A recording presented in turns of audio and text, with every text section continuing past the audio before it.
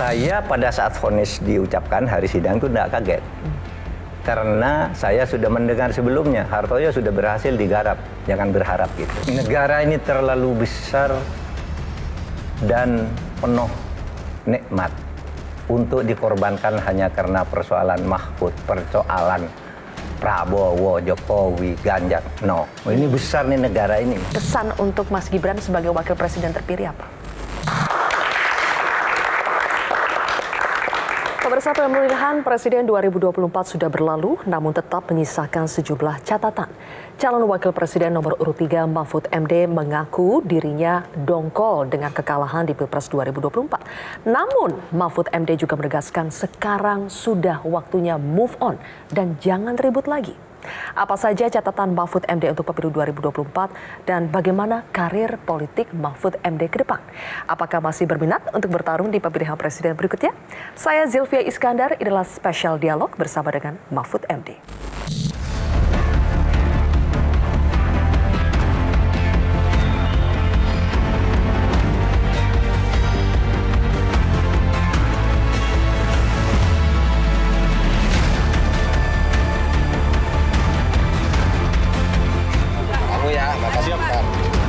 Salah kayak dulu biar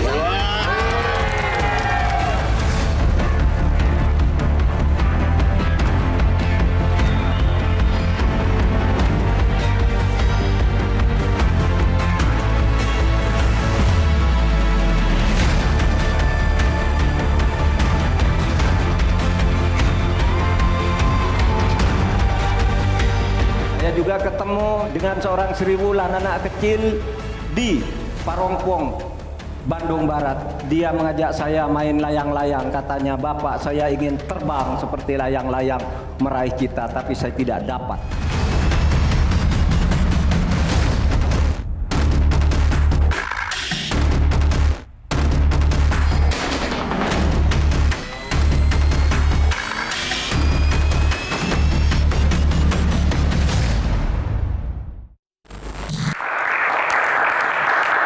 Sudah bersama saya saat ini Profesor Mahfud MD. Prof Mahfud, apa kabar? baik, Silvi. Kelihatan santai. Ya memang sejak dulu kan santai. Sudah lega ya, Prof Mahfud ya? Sudah lega. Ya. Tapi tadi katanya masih dongkol. Benar, Prof? Ya begini, saya ini kan mantan hakim ya. Saya melihat setiap orang yang berperkara di pengadilan, di MK terutama, yang kalah pasti dongkol lah. Karena mereka sudah berjuang habis-habisan menurut kemampuan yang dia miliki dan menurut keyakinan. Saya juga sama dong, begitu kalau gitu kan dongkol. Seumpama Pak Prabowo kalah pasti Pak Prabowo juga dongkol, kan setiap yang kalah dongkol. Nah oleh sebab itu masalah dongkol itu masalah biasa saja, tetapi menurut saya ada waktunya kita move on. Ya. Di dalam berhukum itu, kalau kita negara hukum dan ingin sportif, ya kalau sudah ditentukan pemenangnya secara hukum dan tidak ada upaya hukum lain, ya sudah terima. Sedongkol apapun, dan negara ini harus berjalan, jangan menjadi terganggu atau kacau hanya karena kita dongkol, kan begitu. Iya. Gitu Prof aja. Mahfud, sebetulnya yang paling bikin dongkol itu kekalahannya, hasil pilpresnya, atau proses selama pilpres yang dinilai banyak catatan? Iya, pokoknya hasil akhirnya membuat dongkol lah gitu. Tapi saya kira biasalah, semua yang kalah ya begitu. Semula kan yakin menang semua kan. Orang ikut bertanding itu karena punya potensi, merasa punya potensi besar untuk menang. Bahwa kemudian harus ada yang kalah ya dongkol aja enggak apa-apa gitu. Silakan dongkol gitu. Begitu Silakan juga, mengambil waktu untuk dongkol, kemudian move on. Iya. Move on-nya nanti sekarang apa yang Prof Mahfud lakukan? Kalau saya sudah beberapa minggu terakhir ini. Sudah mulai melangkah ya. Misalnya begini, sebelum ada keputusan dari Mahkamah Konstitusi, saya kan diam tidak melakukan apapun gitu. Nah tapi begitu ada keputusan gitu, ya sudah kan, saya mulai kembali ke kampus, mulai mengadakan pertemuan-pertemuan dengan kolega lama yang selama ini saya putus. Ya kita mulai lagi saling kontak gitu ya. Kenapa Prof sengaja mengambil jarak? Bukannya kalau dekat berteman dengan banyak orang, kita bisa mendapatkan bantuan atau dukungan dari mereka? Ada dua hal. Yang pertama, saya tahu di setiap komunitas itu kecenderungan politiknya berbeda, ya kan? Itu yang pertama. Misalnya saya ke UGM, ke UB, ke Undip dan sebagainya. Saya tahu di sana macam-macam. Oleh sebab itu saya tidak pernah mau datang ke sana selama musim kampanye. Kecuali diundang memang untuk kampanye bersama kontestan lain gitu ya. Tapi kalau datang untuk kuliah dan sebagainya, biar saya tidak mempengaruhi, saya tidak pernah datang. Karena saya tahu komunitas mereka. Lalu alasan kedua, kalau terhadap teman-teman itu ya saya kasihan aja. Di Indonesia ini banyak sekali Pangdam, Kapolda, PLT Gubernur, PLT Bupati, penjabat maksudnya ya. Itu yang saya ikut mengusulkan. Mereka menjadi penjabat gubernur seperti Sumatera Utara tuh penjabatnya sampai sekarang staf Menko Polhukam tuh. Iya. Batubara juga dari kantor Menko Polhukam. Pangdamnya itu Sespri, saya dulu Pak Hasan. Tapi setiap saya ke daerah, saya bilang saya mau ke sana, diberitahu gubernur maupun Pangdam tidak usah jemput saya. Saya juga tidak minta ditemui. Karena apa? Kasihan mereka. Situasinya tidak bagus bagi mereka sebagai Pangdam, sebagai penjabat gubernur. Kalau ketemu saya, meskipun waktu itu saya Menko Polhukam waktu itu. Semua saya bilang enggak usah lah. Nah, sekarang udah saya mulai kontak lagi mereka, kan sudah tidak ada mau hak politik siapa, sekarang kan sudah tidak ada kontestasi. Makanya. Tapi sekarang pertanyaannya beda lagi, Prof. Apa? Prof Mahfud setelah selesai semua ini mau move on kan, makanya orang-orang sudah mulai berspekulasi kemana langkah politik Prof Mahfud selanjutnya.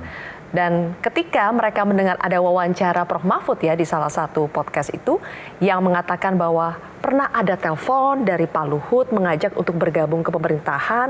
Ini orang-orang pada bingung, ini pemerintahan Jokowi atau pemerintahan Prabowo Gibran yang sekarang. Nah itu yang benar seperti apa sih Prof? Kalau yang sekarang ini Pak Luhut tidak pernah telepon saya tentang itu. Dia teman baik. Pak Luhut itu di tahun 2014 pernah mengajak saya menyampaikan untuk masuk kabinet. Waktu itu ditawari ke Menko Polhukam, itu tahun 2014. Catat ya, 2014. 2014. Pak Luhut yang tahun ini kayaknya bukan 2024. Bukan. Okay. Pak Luhut yang tahun ini enggak cawe-cawe. Jadi 2014 itu saya bilang gini, Pak Luhut, saya ini ketua tim pemenangan Pak Prabowo. Kalau saya tiba-tiba bergabung ke Pak Jokowi, padahal saya ada di seberangnya, kan tidak bagus. Berikan saya kesempatan dulu untuk membuktikan bahwa saya mendukung Pak Jokowi. Maka saya masuk ke BPIP dulu kan waktu itu. Badan Pembinaan Ideologi Pancasila bersama Yudi Latif, Bu Mega. Nah, berarti saya sudah masuk ke pemerintahan waktu itu. Sesudah itu, kemudian saya menjadi calon wakil presiden Pak Jokowi, tapi di detik-detik terakhir tidak jadi. Artinya saya dengan Pak Jokowi itu meskipun sebelumnya saya adalah ketua tim suksesnya Pak Prabowo, tapi waktu itu dengan Pak Jokowi sudah oke. Ya. Tapi saat-saat pertama saya dihubungi oleh Pak Luhut itu saya minta maaf. Kurang tepat bagi saya. Masa ketua tim suksesnya Pak Prabowo saya masuk ke sana. Saya buktikan dulu dong bahwa saya setuju ini dengan programnya Pak Jokowi. Gitu. Oke, itu yang 2014. Yang 2014. Sekarang kalau 2024 Prof, apakah sudah ada tawaran? Sudah ada telepon tidak? Pak Luhut enggak. Pak Luhut kan saya bilang tidak cawe-cawe kayaknya di bidang ini. Prabowo mungkin telepon? Enggak juga. Belum ada, Prof? Belum. Belum ya? Belum. Dari orang-orang sekitar Prabowo mungkin Prof Mahfud yang sudah mulai mengajak bertemu halal bihalal. Oh iya, kalau gitu sudah biasa lagi sih. Saya kalau ketemu dengan orang-orangnya Pak Prabowo gitu. Kan memang semuanya teman, apalagi saya mantan Menko Polhukam kan. Ya. Ya biasa saja gitu. Oke. Kalau begitu pertanyaannya begini Prof, apakah sikap yang sama yang Prof ambil di 2014 itu akan Prof Mahfud kembali terapkan di 2024 kalau seandainya ditawari untuk bergabung dalam pemerintahan Prabowo Gibran? Standar etik yang saya pakai, kalau dalam pemilihan presiden itu, orang yang diberi jabatan-jabatan berdasar hak prerogatif, seperti menteri dan lain-lain, itu menurut saya seharusnya orang yang mendukung. Dia sudah punya keringat politik, gitu ya. Itu punya keringat politik. Nah itu standar etik saya. Tetapi kan konfigurasi politik menurut saya masih akan berkembang ini ke depan. Tapi saya punya standar etik seperti itu. Saya tetap akan berjuang untuk demokrasi, keadilan, dan penegakan hukum. Dan untuk itu yang saya lakukan sekarang apa untuk itu? Saya sudah mulai ngatur jadwal kuliah di kampus-kampus. Saya sudah mulai aktif di berbagai diskusi-diskusi civil society yang ini untuk bicara masa depan hukum Indonesia. Karena begini Silvi, saya ngeri melihat Indonesia masa depan ini ya. Kalau tidak dari sekarang disadari. Satu, setiap ada kontestasi politik, lalu hukum diubah disesuaikan dengan kebutuhan politik. Itu kalau terjadi setiap pemilu hancur kita ini kan. Hukum diubah sesuai dengan kebutuhan politik. Kemudian antara penjahat dan pejabat berkolusi. Yang satu membiayai, satu mengoperasikan politik. Wah, itu masa depan bahaya itu. Akan timbul saling pengkhianatan di antara mereka. Dan itu membahayakan negara. Sementara yang mengawal hukum, cara kita berhukum ini, sekarang kita tidak jelas ini hukum kita ke depan mau diapakan. Seperti sekarang itu misalnya Mahkamah Konstitusi sudah tidak dipercaya orang sudah. Bahwa orang ikut ya karena aturnya begitu, tapi orang sudah tidak berharap lagi. Nah, siapa yang mau memperbaiki ini ke depan? Saya bayangkan ngeri. Besok setiap ada pemilu, jabatan-jabatan politik ditambah. Karena banyak yang dukung dijanjiin jabatan semua. Dan itu bahaya. Pak Harto aja dulu tidak pernah begitu kan. Nah, itu menurut saya harus ada yang ngawal dengan ketat agar negara ini tidak hancur. Dan kalau begitu terus kan, ya kapan kuatnya negara? Memperbanyak jabatan, ya atau mengubah aturan hukum setiap mau ini gitu. Atau hukum yang seharusnya diperbaiki dibiarkan karena ini ada kepentingan politik gitu. Sehingga perubahan-perubahan hukum itu hanya tergantung pada selera politik. Ini sangat berbahaya menurut saya bagi masa depan bangsa. Dan apakah ini kalau Prof. Mahfud punya kesempatan akan Prof. Mahfud sampaikan langsung ke Pak Prabowo? Ya, saya sudah sampaikan lewat Anda kan bisa juga. Ya kan? Saya sampaikan ke seluruh masyarakat ini agar menyadari ini. Karena sekarang kan masyarakat sipil juga sudah mulai, Pak, terus gimana harapan hukum kita ini ke depan? Kalau begini gitu. Pak Mahfud sudah di luar. Iya. Gitu kan, waktu saya mau keluar dari Menko itu kan begitu, banyak yang tidak setuju juga. Bapak tetap di dalam gitu. Tapi ada juga dorongan moral, secara etik, Bapak keluar gitu. Ya, saya ikut yang moral etik ini. Hingga detik ini Pak Mahfud menyesali tidak keputusan untuk keluar, resign dari jabatan Menko? Enggak, sama sekali enggak. Coba Anda bayangkan. Ya, saya tidak keluar misalnya. Terus saya orang yang kalah dan berbeda. Terus saya ketemu di sidang kabinet terus gimana sih? Kan enggak enak gitu. Yang kedua, saya tidak menyesal juga. Karena ada yang bertanya, Pak Mahfud, Anda salahnya mau jadi cawapresnya Pak Ganjar. Seharusnya Anda kan tetap jadi Menko dan macam-macam lah fasilitas. Saya bilang, apakah Pak Mahfud menyesal seperti pertanyaan Silvi ini? Saya katakan enggak, saya justru merasa terhormat bisa menjadi calon wakil presiden yang dipanggil sendiri oleh Bu Mega dengan satu idealisme yang luar biasa. Yang saya tidak sangka sebelumnya Bu Mega begitu, gitu ya. Karena kan gini, dulu orang tuh mau calon ke PDIP, Anda tahu sampai saya muncul itu. Kan isunya ramai si A, si B sudah keluar ini, sudah pakai iklan ini, itu pakai tim ini, tim itu. Saya kan enggak. Saya enggak sama sekali. Saya punya tim di kantor saya, tim media Pak Rizal dan kawan-kawan itu hanya memberitakan kalau ada hal-hal yang dikerjakan oleh Polhukam yang bagus dan itu menarik perhatian publik. Tapi enggak ada sama sekali bahwa menawarkan diri untuk jadi cawapres. Tiba-tiba Bu Mega manggil sendiri. Pak Mahfud, katanya, Indonesia ini sekarang sudah menghadapi masalah besar. Penegakan hukum sudah kocar-kacir, aparat keamanan seperti itu. Korupsi merajalela, kami perlu Pak Mahfud. Nah, itu saya merasa terhormat. Tidak merasa kehilangan ketika misalnya saya harus berhenti dari Polhukam. Itu satu kehormatan yang luar biasa. Orang menganggap saya bisa untuk ikut menyelesaikan masalah-masalah hukum, korupsi dan sebagainya. Sehingga saya pada waktu itu kepada Bu Mega saya setuju, dan sesudah pemilu pun saya ketemu dengan Bu Mega. Bu, saya lepas dari menang atau kalah itu tidak penting. Tapi kepercayaan Bu Mega kepada saya satu kehormatan yang tidak saya lupakan. Saya pernah menjadi cawapres, ikut kontestasi, dan yang terpenting idealismenya Bu Mega. Konstitusi harus ditegakkan, hukum harus dibenahi, korupsi harus diberantas, penegakan hak asasi itu harus benar-benar diseriusi. Sejak tahun pemilu 55 sampai dengan tahun 2024 itu yang paling brutal itu tahun 2024. Pak Mahfud sependapat enggak?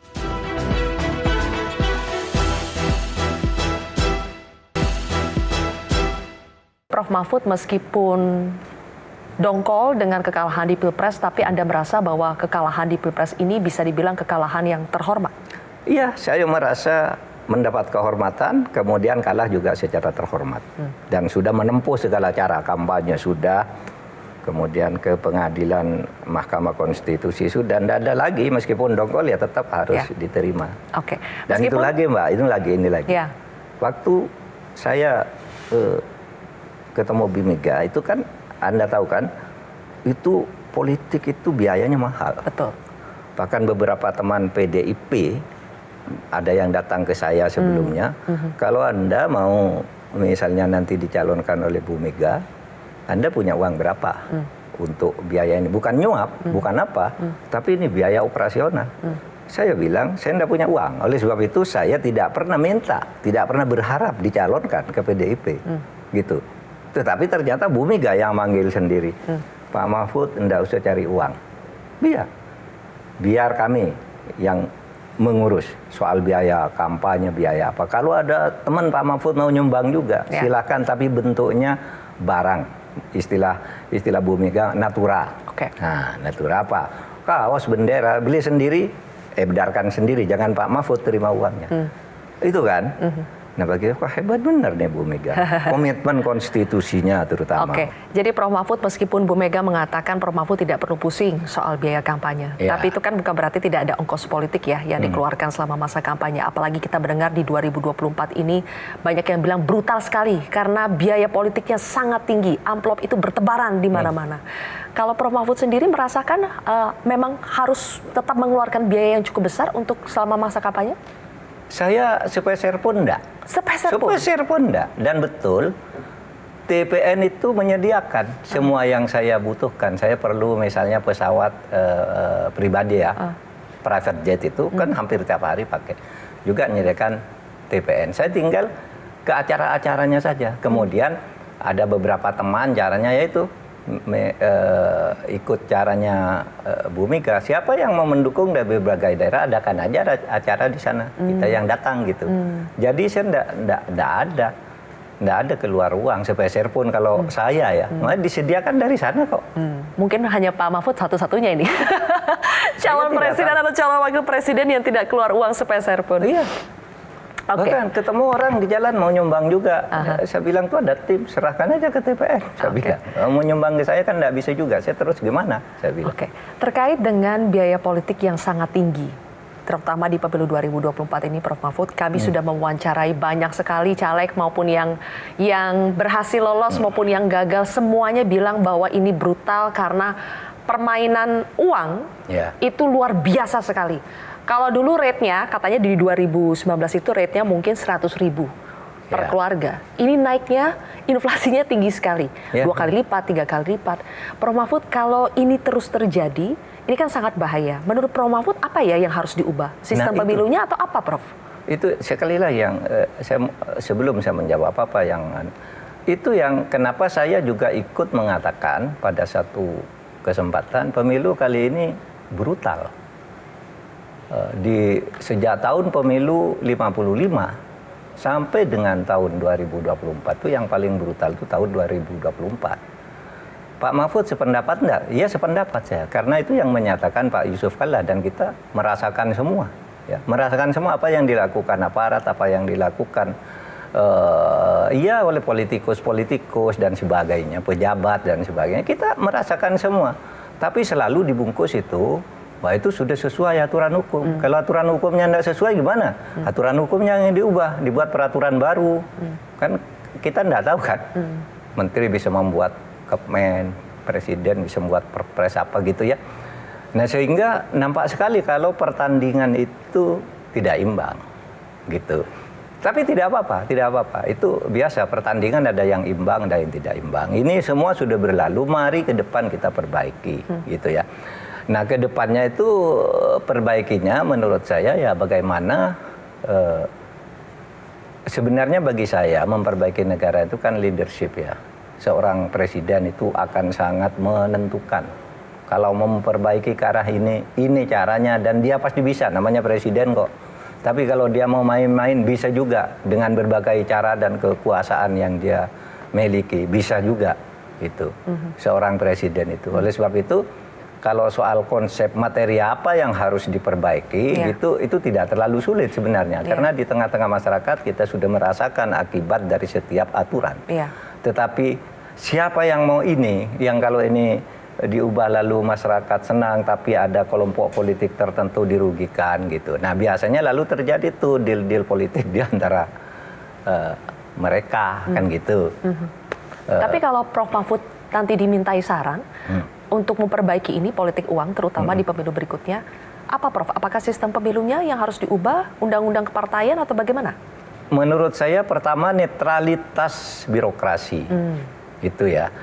Sistem pemilu bisa baik, bisa tidak, tergantung pada kita memanfaatannya. Karena semua sistem pemilu itu dilandasi dengan pikiran yang sama-sama baik. Tinggal mengadu kebaikan itu, apa dibalik kebaikan itu ada niat curang apa tidak kan tidak. Apa coba sistem pemilu yang sekarang mau dipersoalkan itu kok thresholdnya terlalu tinggi. Ya kata seseorang itu jelek, threshold tertinggi membunuh hak demokrasi seorang.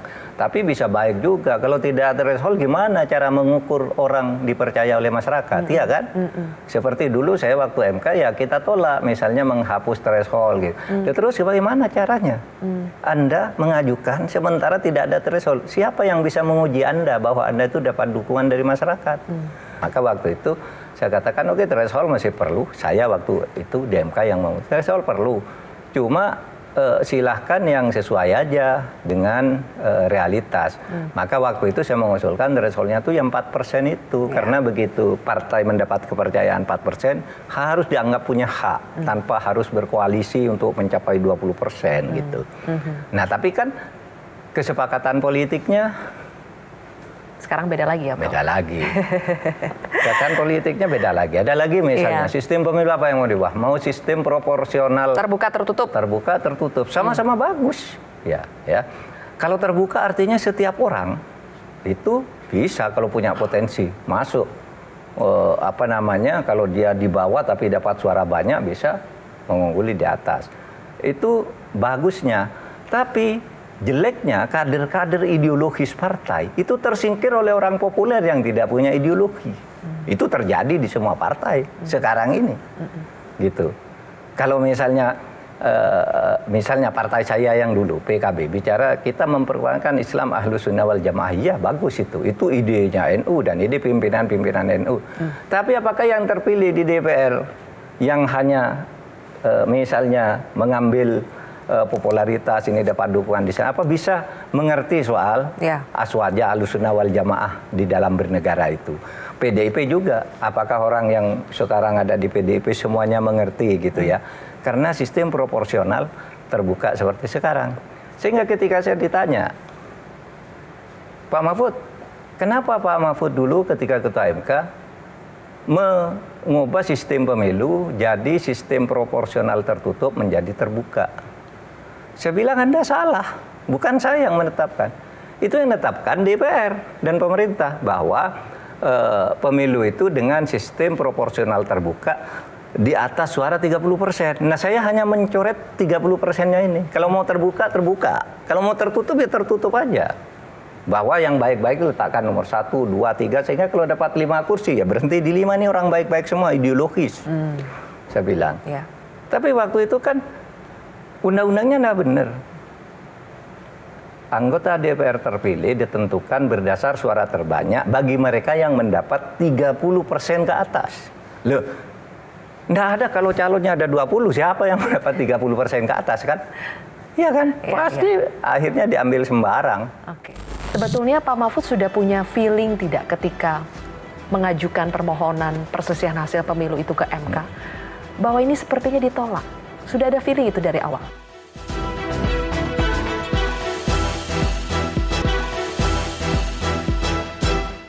Ngomong-ngomong soal Ketua MK, Pak Mahfud, yang mungkin Pak Mahfud sudah banyak sekali ditanyain soal ini, tapi saya ingin memastikan saja, sebetulnya Pak Mahfud sudah punya feeling tidak ketika mengajukan permohonan perselisihan hasil pemilu itu ke MK, bahwa ini sepertinya ditolak.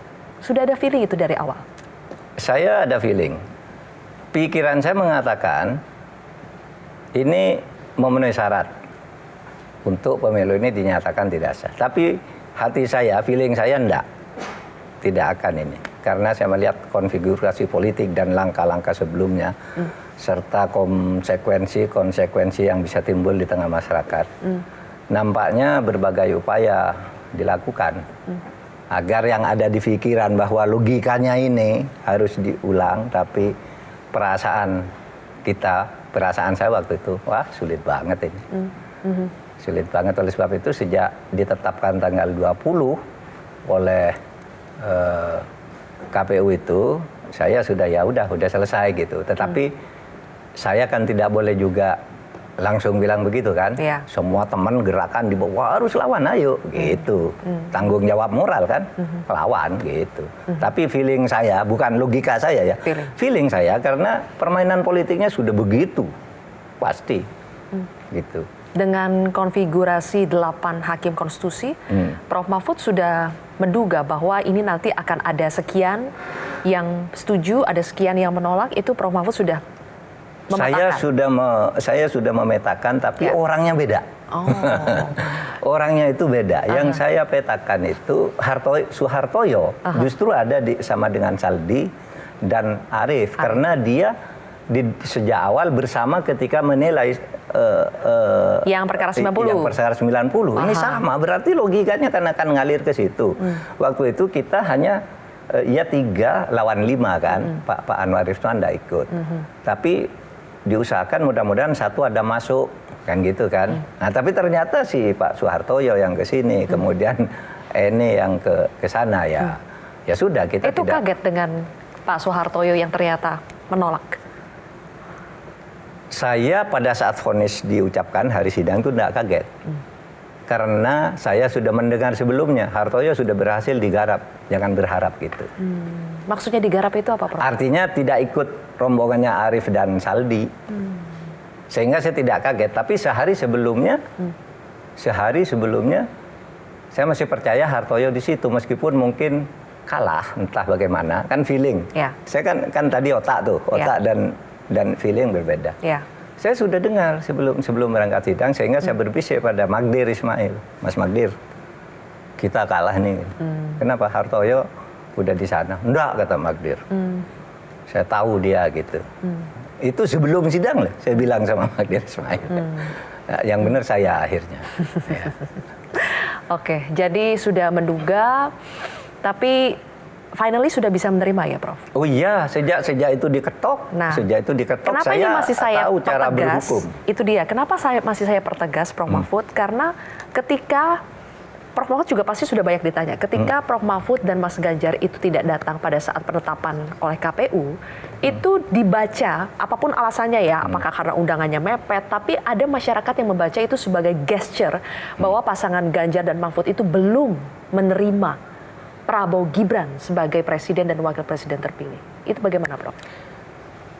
Saya tidak tahu ya apakah Mas Ganjar belum menerima hatinya, tapi secara resmi bersama saya kan sudah menyatakan di MK, apapun ini sudah putusan hakim, tidak ada langkah hukum lain dan negara ini harus dijaga dengan sebaik-baiknya kita terima.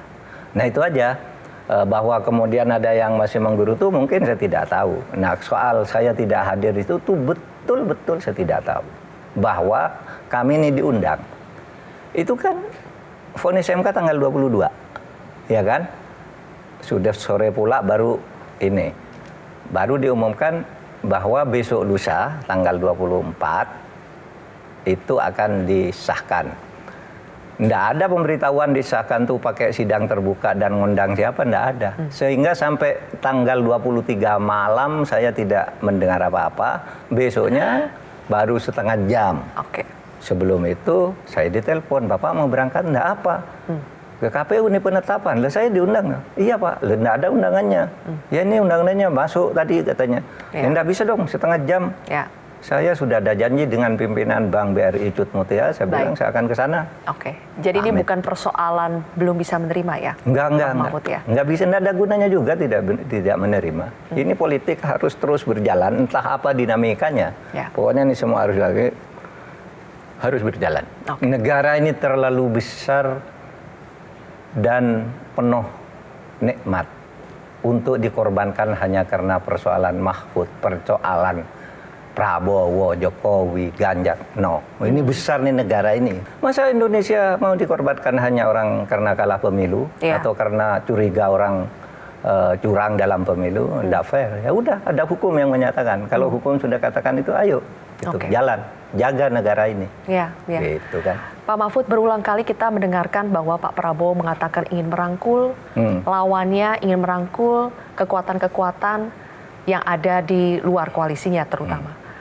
Menurut Pak Mahfud, konsep merangkul yang tepat itu apa? Karena orang-orang langsung mengartikannya, oh kalau merangkul berarti di dalam pemerintahan jadi koalisi. Kalau di luar berarti otomatis jadi oposisi, berseberangan. Konsep merangkul yang tepat menurut Pak Mahfud itu apa ya? Iya, menurut saya yang paling sederhana merangkul itu bekerja sama dan tidak mendiskriminasi orang yang tidak mendukung kan gitu kan. Itu aja yang paling sederhana. Kalau masih bisa di ke atas lagi ya dimasukkan kan gitu ke dia kalau dianggap itu untuk kebaikan bagi pemerintahannya. Tapi saya kira Pak Prabowo sudah banyaklah konsep merangkulnya tuh, ada berapa level gitu pasti sudah buat. Saya enggak berpikir seperti apa gitu, biar Pak Prabowo aja. Pemenang itu bisa melakukan apa saja, sedangkan yang kalah itu enggak usah banyak omong, udah kamu kalah kan itu aja, nggak banyak omong, ikuti aja ini proses kan gitu. Oke. Prof Mahfud, momen yang paling ini kita sedikit flashback ke belakang, karena meskipun pemilu sudah selesai, tapi pasti banyak sekali hal-hal yang berkesan ya, Prof Mahfud. Kalau buat Prof Mahfud sendiri, hal yang paling berkesan selama mengikuti pemilu 2024 itu apa? Ya, saya kira sambutan masyarakat tuh bagi saya berkesan. Saya kan tidak pernah tampil di dalam sebuah kontestasi lalu disambut begitu banyak orang ya, jutaan orang di seluruh Indonesia nih. Sekali forum bisa ratusan ribu di Semarang, Solo, Jakarta, Banyuwangi, di mana-mana gitu ya. Orang begitu banyak sehingga saya jadi banyak teman. Itu aja yang berkesan. Yang paling berkesan tuh selama musim kampanye saya enggak bisa istirahat itu aja. Lalu seperti mimpi aja pada akhirnya. Saya tidak pernah istirahat, tapi dalam kegembiraan. Ketemu masyarakat gitu ya. Bicara tentang idealisme masa depan Indonesia selalu gembira. Nah sekarang itu sudah menjadi mimpi yang lewat. Nah itu aja. Itu yang menjadi kesan bagi saya kampanye itu. Oke. Momen debat Cawapres berkesan nggak, Prof Mahfud? Enggak, biasa saja. Ya berkesan dalam arti sebagai tontonan is okay gitu ya. Tapi kan sudah sering debat-debat kayak gitu dilakukan. Baik di Pilpres maupun di Pilgub maupun ya di kampus kan sudah sering-sering debat. Itu juga menjadi catatan lah bagi saya sebagai pengalaman. Sampai sekarang netizen masih banyak membicarakannya. Tapi tidak terlalu membekas juga. Tidak terlalu membekas. Waktu-waktu itu ya itu terjadi kok bisa seperti ini. Tapi sekarang nggak membekas ya biasa aja. Dianggap Prof Mahfud kan dianggap duel nih sama Gibran kemarin. Iya, tapi bagi saya nggak ada bekas apa-apa. Saya sudah biasa saja menganggap itu. Orang saya tuh debat, Mbak, kalau dulu sejak mahasiswa saya itu, dulu saya ikut HM, memang diajari debat begitu. Saling tuding begitu, sampai pura-pura ngangkat kursi gitu. Diajari. Iya, di dalam teknik persidangan diajari tuh di HMI dulu. Jadi saya sudah latihan kayak gitu udah lama. Artinya begitu selesai ya selesai, meskipun masyarakat terus mendiskusikan itu mungkin sampai sekarang, tapi bagi saya biasa saja. Kalau sudah mesra seperti itu, Pak Mahfud, kenapa sih nggak sekalian masuk PDI Perjuangan?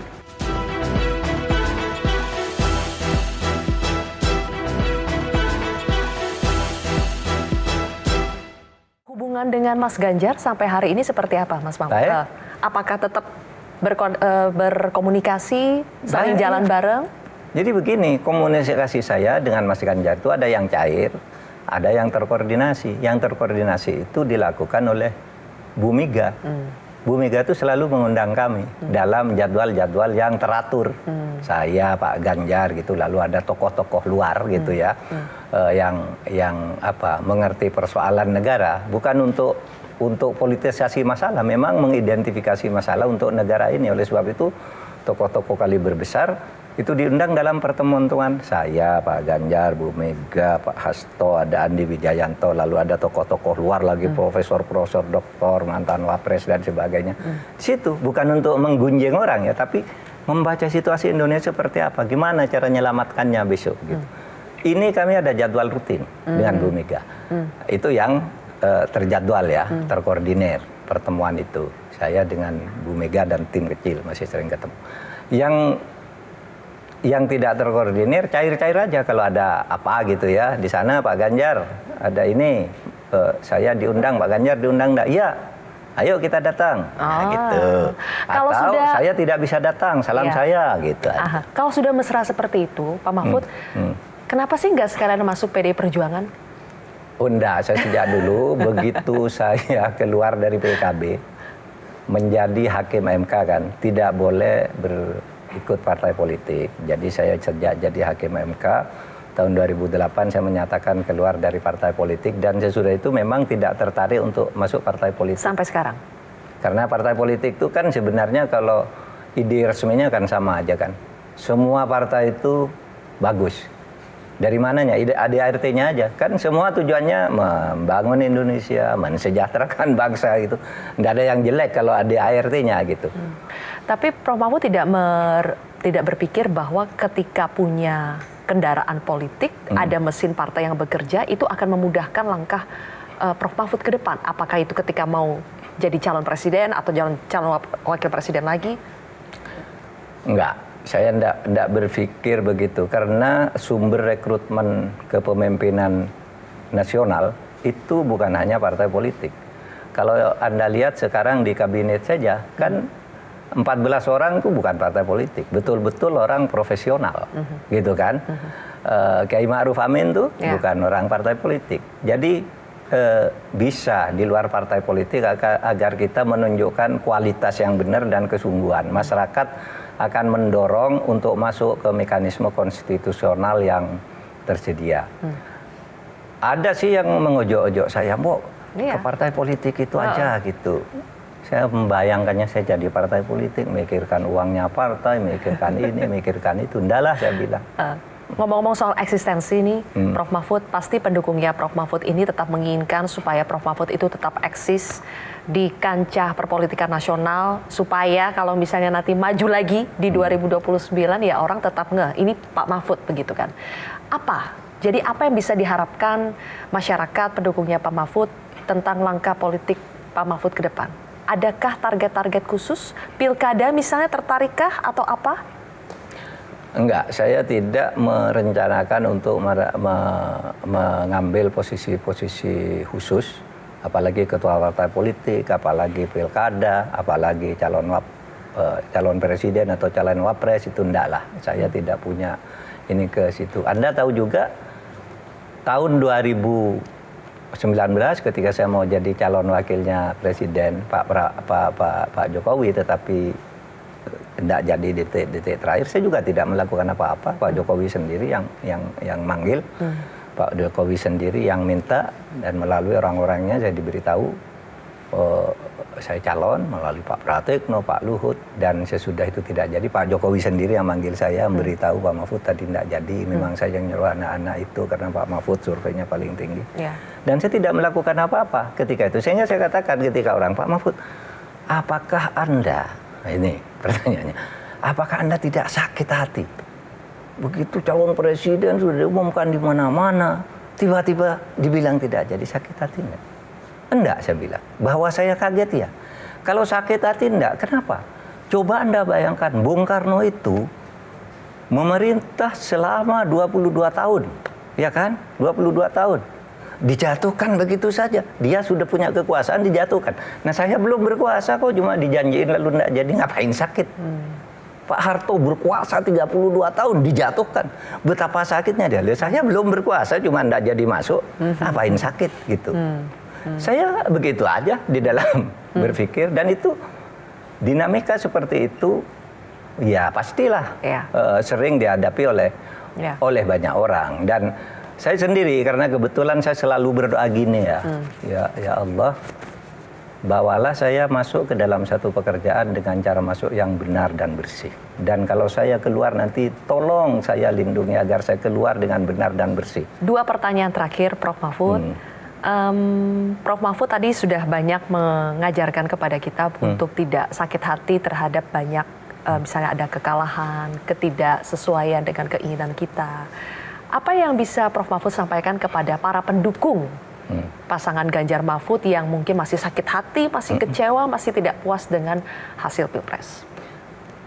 Supaya semua pendukung saya itu menyadari sepenuhnya dan menghayati bahwa Indonesia ini adalah anugerah rahmat yang luar biasa dari Allah, Tuhan Yang Maha Kuasa, yang harus kita bangun bersama sebagai bentuk kesyukuran.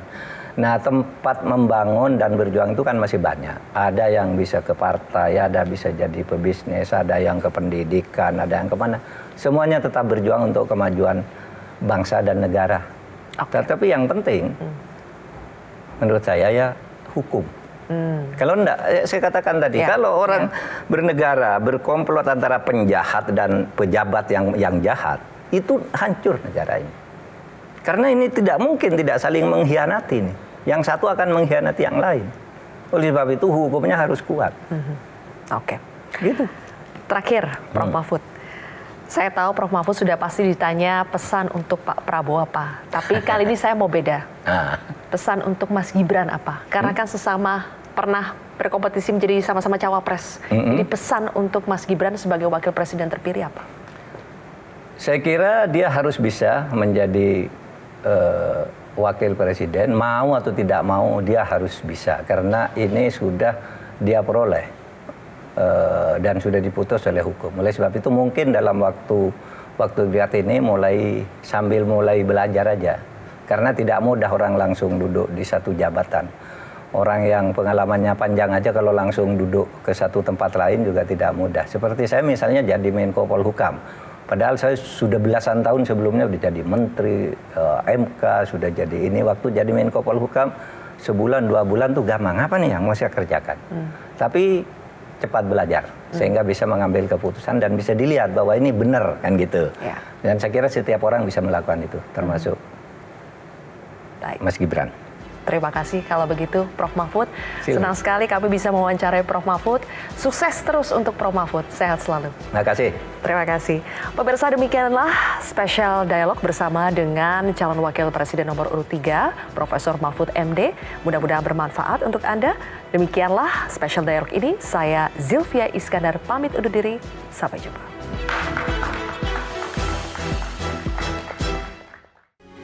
Metro TV. Jelajahi cara baru mendapatkan informasi. Download Metro TV Extend sekarang.